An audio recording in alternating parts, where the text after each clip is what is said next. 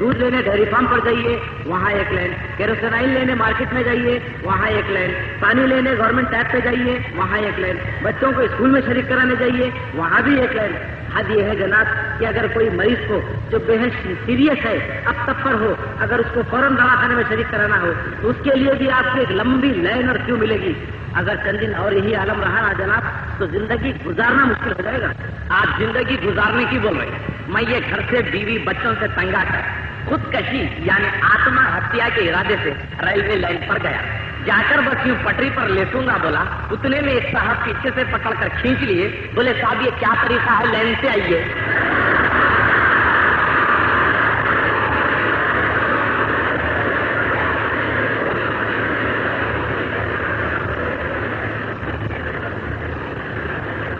वाह सर वाह। अच्छा खैर जनाब, अब आप मेरे लिए हुक्म फरमाइए, अब आप भी एक लाइन से निकल जाइए। अफसोस वो कैसे, वो क्यों? अजी जनाब, मुझे आपके घर आने के लिए जिन तकलीफों का सामना करना पड़ा मैं बयान नहीं कर सकता। क्यों, क्या मेरे घर के सामने कोई तालाब है? तालाब नहीं भाई साहब, ये आपके घर के सामने की जो रोड है ना, वो क्रॉस करने मुझे तकरीबन 2 घंटे लग गए। कौन सी रोड क्रॉस करे बाबा? यही आपके घर के सामने वाली लोकल रोड क्रॉस करे। मेन रोड क्रॉस करने एक दिन मैं गया, मोटर गाड़ियां, ऑटो, रिक्शा, बसेस, कितना वक्त लगा आपको? नहीं हो सका। अरे आखिर ये तो बताइए कि आपको कितना वक्त लगा? अब आप इससे अंदाजा लगा लीजिए। जहां फुटपाथ पर मैं खड़ा था, खड़े खड़े 2 वक्त दाढ़ी बनाया।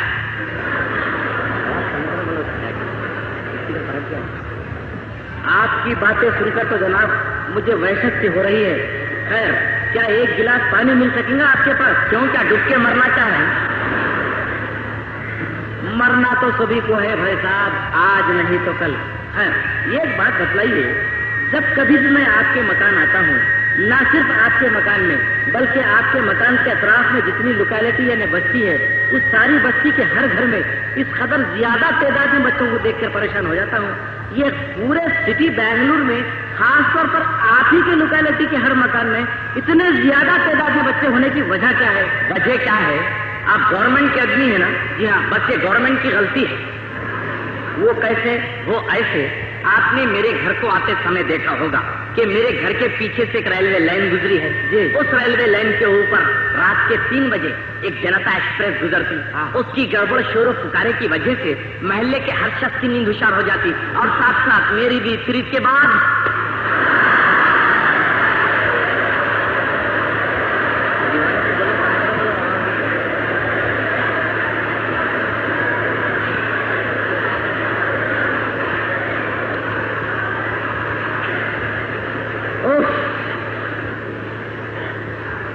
समझ गया साहब, समझ गया।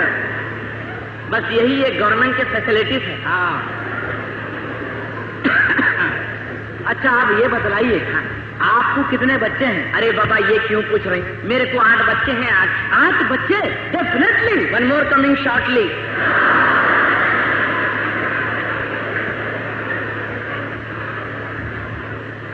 आप मुझे देखिए जनाब, मैं भी आप ही की तरह एक हिंदुस्तानी हूँ। इसके बावजूद मुझे सिर्फ 2 ही बच्चे हैं और मैं सुबह से काम ही काम किए जा रहा हूँ। हद ये है कि मैंने सुबह से अब तक खाना तक नहीं खाया, पानी तक नहीं पिया। खैर मेरा छोड़ो, आप अपनी कहिए। Have you taken your food? Once upon a time.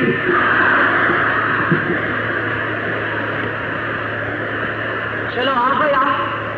चले गए मलेरिया वाले।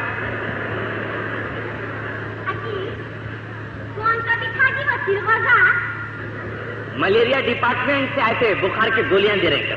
तो क्या ऐसे किसके भी घर में घुस के आ जाते? गवर्नमेंट के आदमी है, वैसे घुस जाते हैं। बारे में अच्छे आदमी है ये। आइए अजीब ने आया बोले तो एक बात याद आई। अपना बच्चा है नहीं सुनू? हाँ। मैंने घर से बोला था एक जूते की जोड़ दिलाओ बोल। तो फिर आप क्या करें? एक जोड़ उसको वो पीछे की दुकान से दिला दी। फिर पैसे? पैसे तुम्हारी तनख्वाह मिले बाद दे देंगे। अरे बीपाशा, मैं पहले ही बाहर खरीदारों के इतने जूते खा रहा हूँ, अगर आप बोलते तो उसमें से एक जोड़ जूता आपको नहीं दिला देता था। एक जोड़ जूता बच्चे को दिलाई तो इतने ऑनलाइन कितने बातें कर रही हो।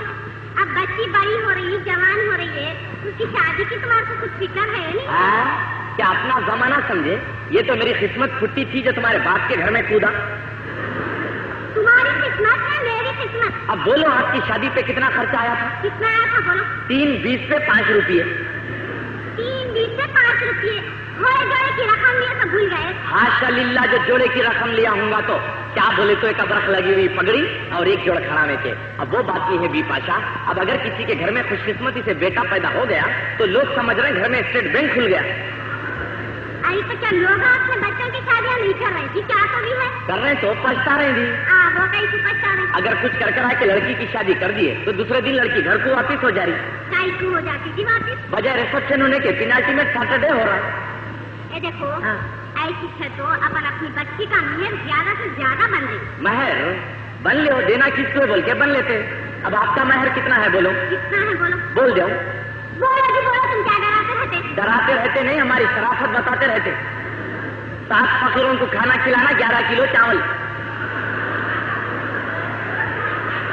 समझे?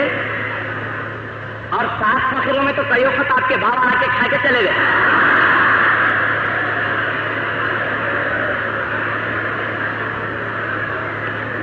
अब रहा 11 किलो चावल, वो भी ऐसा मोटा का या बारीक बिरयानी का समझेंगे।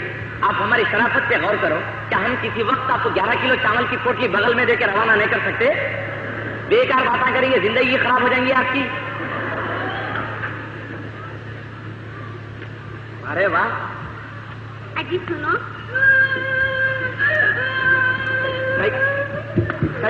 कई को रो रहा, कई को मारा रे? मिट्टी खाया।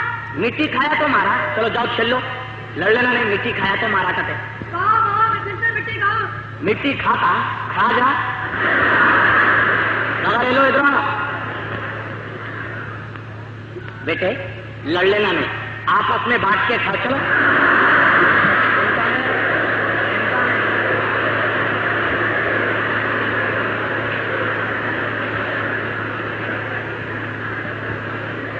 क्या अच्छी तालीम दे रहे हैं, देखो बच्चों को मट्टी खाने की। मट्टी तो जहर से अच्छी चीज है ना। वक्त पड़ा तो जहर चखना पड़ता। अजी मेरे को तुमसे जरूरी इजाजत लेने का था। कई की खुदकशी की? नहीं जी, वो अपने बाजू घर वाले सारा भी खाना है नहीं। 15 दिन से बोल रहे मेरे को दावत में आओ, दावत में आओ। उनके बच्चे का मुंडन है कभी। अगर तुम इजाजत दिए तो मैं जाके आ जाती हूँ। दावत में जाने तुम मेरे से इजाजत ले रहे? अरे दीपाशा, जब भी कहीं से दावत आई तो बगैर पूछे निकल जाया करो।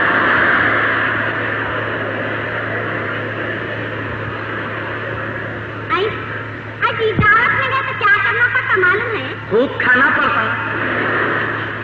खूब खाएगा, क्या करना पड़ता बोलो? वो भी मैं बोलूं, हाथ नहीं धोते?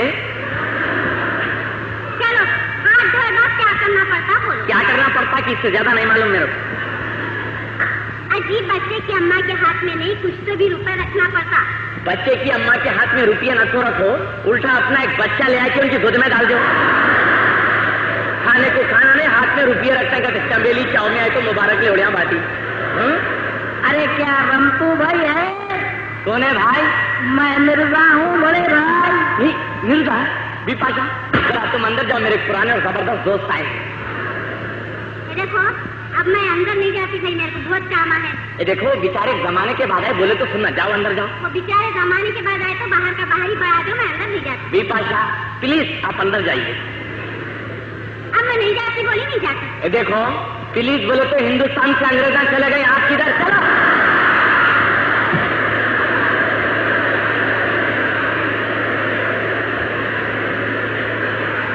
आइए मिर्जा आइए।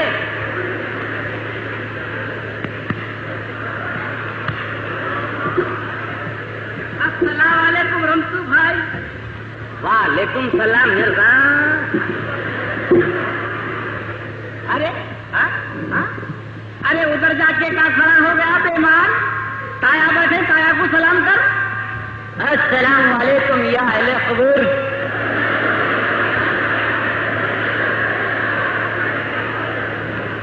अहले क़बूर क्या बाबा, आपको मेरा घर कब्रिस्तान दिख रहा है? आओ दोस्त। हाँ आओ दोस्त। मैं दोस्त? फिर ये साथ में कौन है? जी 12 है, गनीमत की लाश में ले बोले।